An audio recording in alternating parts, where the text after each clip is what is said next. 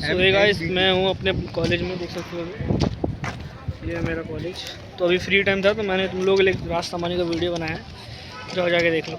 India 140 crore लोगों की population है, घंटा है। The market not 140 crore people. If you want to make money in this country, the market is the top 10 lakh people. That's it. कैसे identify करूं मेरे टॉप 10 लाख कस्टमर्स कौन से हैं? The right customer is the MAN. MAN का मतलब है money, authority, need. किसके पास पैसा है, किसके पास डिसीजन लेने की अथॉरिटी है, और किसके पास जरूरत है आपके प्रोडक्ट या सर्विस की।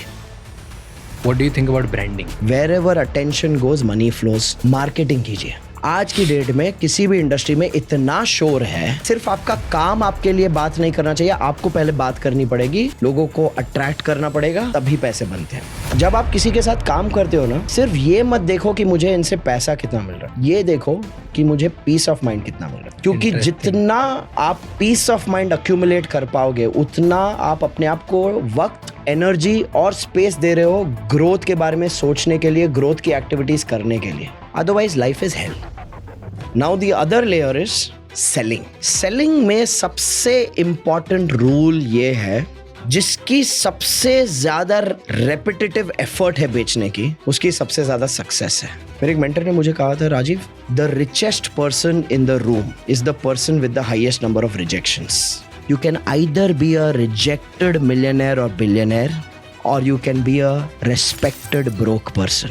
Most people play safe in sales because they want to be respected. Interesting. सबसे मोस्ट कॉमनली आस्क्ड क्वेश्चन है बिजनेस ओनर्स का, how much margin is good margin? As long as you are making enough money to fulfil these 3 trinities of margin. पीठ थपथपा के, मुस्कुरा के सो जाओ। All the points are crazy.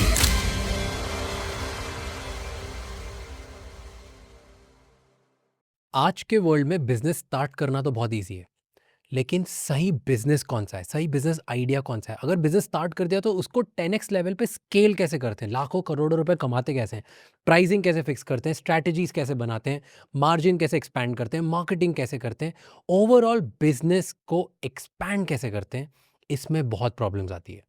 इसीलिए आज का जो एपिसोड है, इसमें टॉप बिजनेस लेसन्स के बारे में बात करिए, जो हर बिजनेस ओनर और हर स्मॉल बिजनेस ओनर को जानने ही चाहिए, with our today's guest Rajiv Talreja. ये इंडिया के नंबर 1 बिजनेस कोच हैं और एक सक्सेसफुल एंटरप्रेन्योर भी है, जिन्होंने हजारों स्मॉल बिजनेस ओनर्स को सिखाया है कि टफ टाइम्स में कैसे सर्वाइव करें।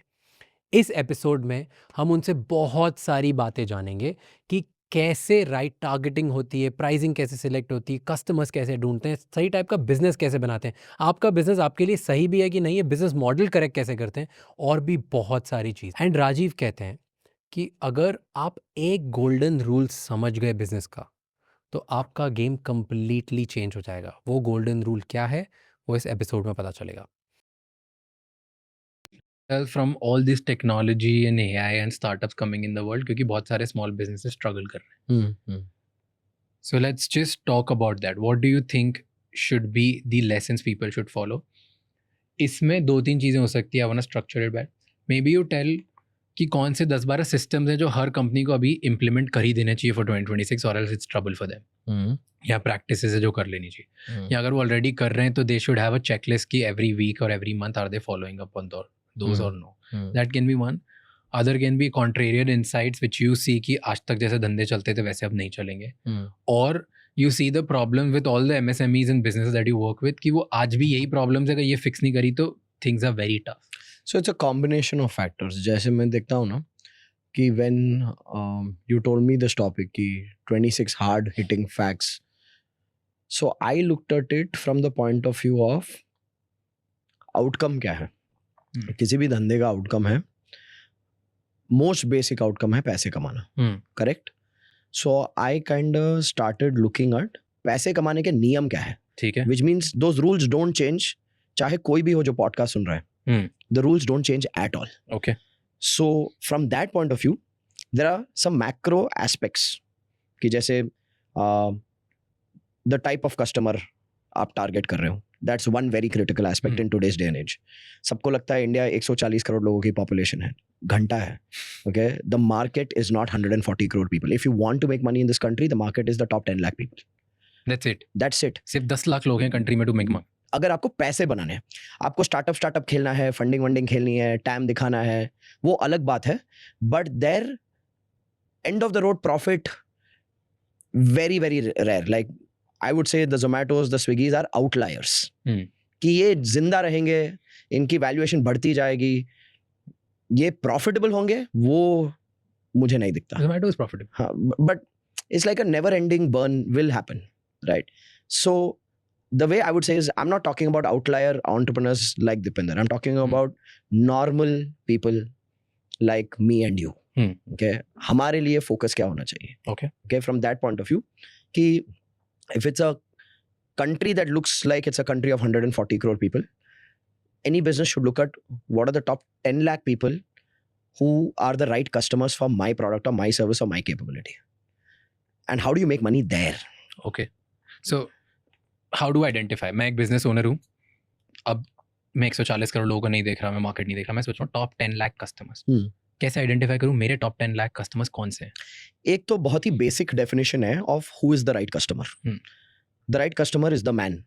ओके, मैन का मतलब है मनी, अथॉरिटी, नीड. किसके पास पैसा है, किसके पास डिसीजन लेने की अथॉरिटी है, और किसके पास ज़रूरत है आपके प्रोडक्ट या सर्विस की. Okay, so in any business that you are doing, you need to identify कि मैन कौन है वहां पर. Money, authority, need. अगर आप अपना प्रोडक्ट या सर्विस सिर्फ you are targeting the people who have money but they don't have need और दे डोंट हैव अथॉरिटी, जहां पर वो बोल रहे हैं पापा से पूछना है, मम्मी से पूछना है, पति से पूछना है, पत्नी से पूछना है, then you lose in the sales cycle. Okay, so you need to find who has the money, who has the authority, who has the need. Now while you are selecting a category of customer ना, एक brutal fact है, whoever you sell to, their problem becomes your problem. जिसको भी आप बेचोगे उनकी problems आपकी problem बनेगी. For example, मैं I can be selling boats to fisherman, ठीक है, और I can be selling yachts to millionaires and billionaires. Boat और यॉट दोनों पानी पे चलते हैं. ओके, उन दोनों के कॉन्सेप्ट को एक्सप्लेन करने के लिए जो स्किल चाहिए, नॉलेज चाहिए, सेम ही है. बट अगर मैंने अपना बिजनेस ऐसे बनाया कि I am selling boats to fisherman, तो मछुआरे के प्रॉब्लम मेरे प्रॉब्लम हो जाएंगे. उसका प्रॉब्लम क्या है? उसके पास पैसा नहीं है, तो बोलेगा तुम्हारा बोट बहुत एक्सपेंसिव है, तो मुझे क्या करना पड़ेगा? उसका प्रॉब्लम मेरा प्रॉब्लम बना के दाम कम करना पड़ेगा. मैं दाम कम करने के बाद भी, अपना प्रॉफिट कॉम्प्रोमाइज करने के बाद भी, अगर उसके दाम पे बेचने के लिए रेडी हो जाऊंगा, उसके पास फिर भी पैसे नहीं है, तो वो क्या बोलेगा कि मेरे पास इतने पैसे नहीं है, अभी तुम थोड़ा लो, बाद में सब EMI में लो. अब उसकी प्रॉब्लम मेरी प्रॉब्लम. अब मैं उसको एक छोटे डिपॉजिट अमाउंट पे बोट डिलीवर कर देता हूँ, फिर हर महीने जाता हूँ कलेक्ट करने के लिए. उसकी प्रॉब्लम अभी भी क्या है? पैसा नहीं है. उसके पास पैसे नहीं है. अब उसकी प्रॉब्लम मेरी प्रॉब्लम. उसको देनी है इंस्टॉलमेंट 10,000 रुपये, वो दे रहा है 3,000 रुपये.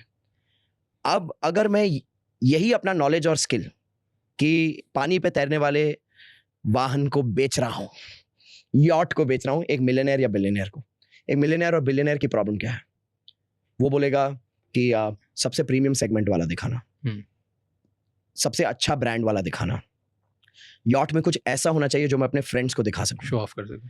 या वो पूछेगा बिटकॉइन में पैसे लोगे क्या, या वो पूछेगा USDT में ट्रांसफर लोगे क्या. ओके, या वो बोलेगा तुम इतने में मुझे बेच रहे हो, मैंने अपने दोस्तों को इसका 1.5 टाइम्स प्राइस दिया है, अगर मैं कोई रेफरल दूं तो मेरे दोस्तों को उसी प्राइस पे बेचना. तो उसकी प्रॉब्लम मेरी प्रॉब्लम बन गई. नाउ ये जो एक सिंपल बेसिक प्रिंसिपल है कि आप जिसको भी अपना प्रोडक्ट या सर्विस बेचोगे, उसकी प्रॉब्लम आपकी प्रॉब्लम बनेगी. अगर हर कोई बिजनेस ओनर अपने बिजनेस को और अपने कस्टमर को इस व्यू से देखना शुरू करे, उनको समझ में आ जाएगा कि उनके बिजनेस में जो प्रॉब्लम्स हो रहे हैं वो क्यों हो रहे हैं.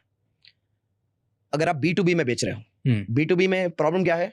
एक डिसीजन मेकिंग की हायरार्की है, तो सेल्स प्रोसेस स्लो हो जाता है. तो उस सेगमेंट की प्रॉब्लम आपकी प्रॉब्लम बन गई ना. True. So you have to choose कि आप कौन से प्रॉब्लम्स के साथ जीने के लिए रेडी हो. और यू हैव टू कॉम्प्लीमेंट कि अगर मैं B2B में बिजनेस कर रहा हूं और वहां की प्रॉब्लम है कि एक लॉन्ग सेल्स साइकिल है, क्योंकि एक डिसीजन मेकिंग हायरार्की है, उस लॉन्ग सेल्स साइकिल को मैं अपने फाइनेंशियल कैश फ्लो को इफेक्ट कैसे ना करने दूं. Can I have a B2C line? Okay, so a business owner firstly has to evaluate who am I selling to.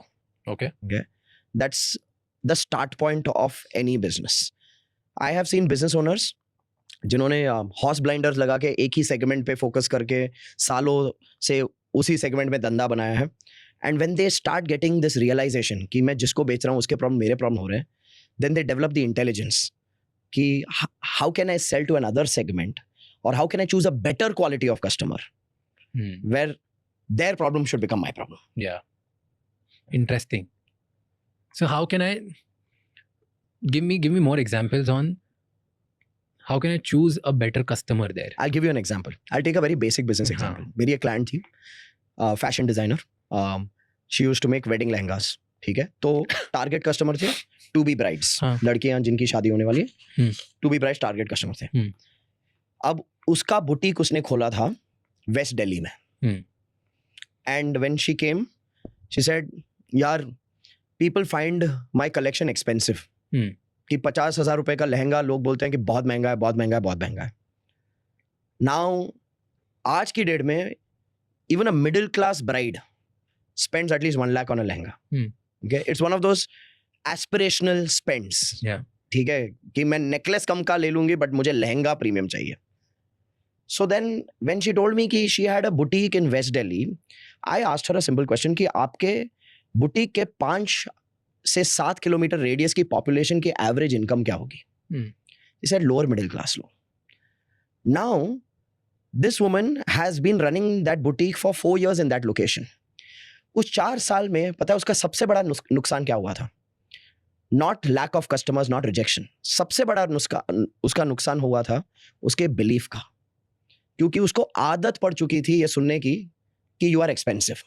So she had lost conviction in her own craft. खुद की कला से भरोसा उठ गया था उसका. I said I am going to ask you to make one move.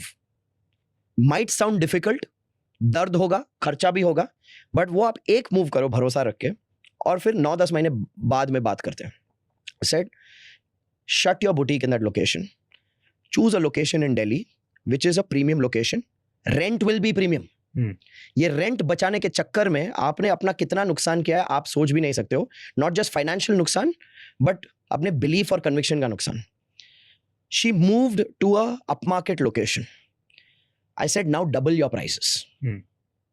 She doubled her prices. In the next 1 year, she made more money than she had made in 4 years. Because she realized that who she was selling to, their problem was becoming her problem. True.